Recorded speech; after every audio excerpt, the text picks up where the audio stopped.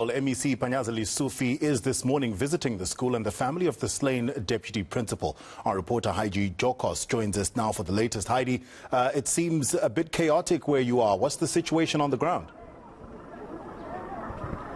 Yes, certainly chaotic, Taps, and we were actually driving to Phomolong Secondary School this morning when we saw students trying to break the gate down just at another school up the road, Charlotte Maxeke Secondary School. Learners there, of course, very unhappy with what happened on Friday, where the deputy principal of Phomolong Secondary School was gunned down. So they wanted to show support to their peers here at Phomolong Secondary School, and of course, they were not allowed to do so because the gates were locked, because schooling needed to commence, and they managed to break down the gates. And what you can see here now, I'm going to ask Kulu to just show you. You can actually see learners outside the school showing their support. High police presence here at the school. We do know that MEC for Education in the province, Panyaza Lesufi, is expected to visit the school. There are calls that the school should be closed for about 3 days, just to allow the learners to deal with what actually happened here. You can imagine how tragic this is, to have a deputy principal gunned down on Friday.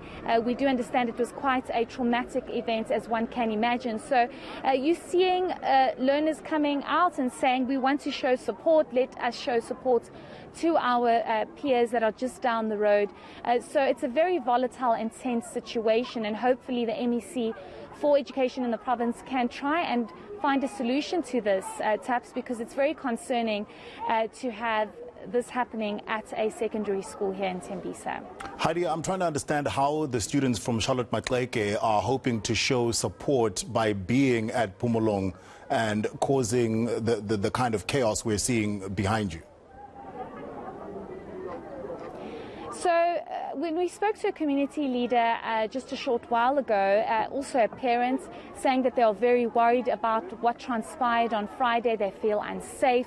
They are worried about their children's safety at the school, both schools in fact, because it's literally less than a kilometer apart from each other. But they're just here singing and trying to show any kind of support that they can. We also do know that candles will be lit a little later on by family members and by parents as well. But it has definitely caused a disruption, because Charlotte Maxeke Secondary School staff did say that they can't just disrupt schooling like this. They can't break down the gates.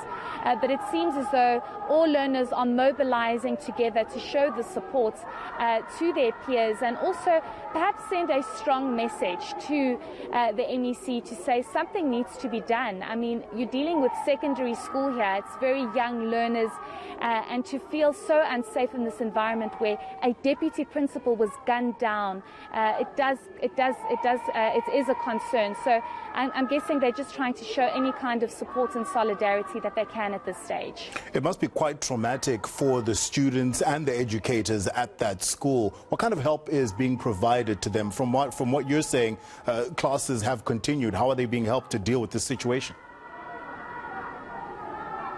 So we do understand that social workers have been brought in, psychologists have been brought in to try and assist those that are traumatized by this. So we do understand that from Gauteng Education on Friday already, on Saturday when we heard about this tragic shooting, that we were told that support has definitely been provided to all those that need it.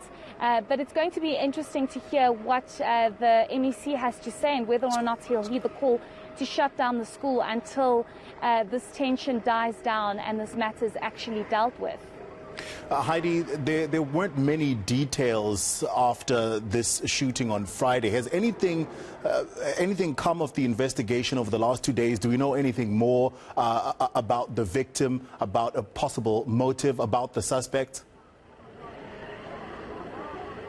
Unfortunately not, Taps. We have no idea who could have done this to the deputy principal here. I mean, it's extremely tragic. All we know is that she was gunned down here at Phomolong Secondary School on Friday.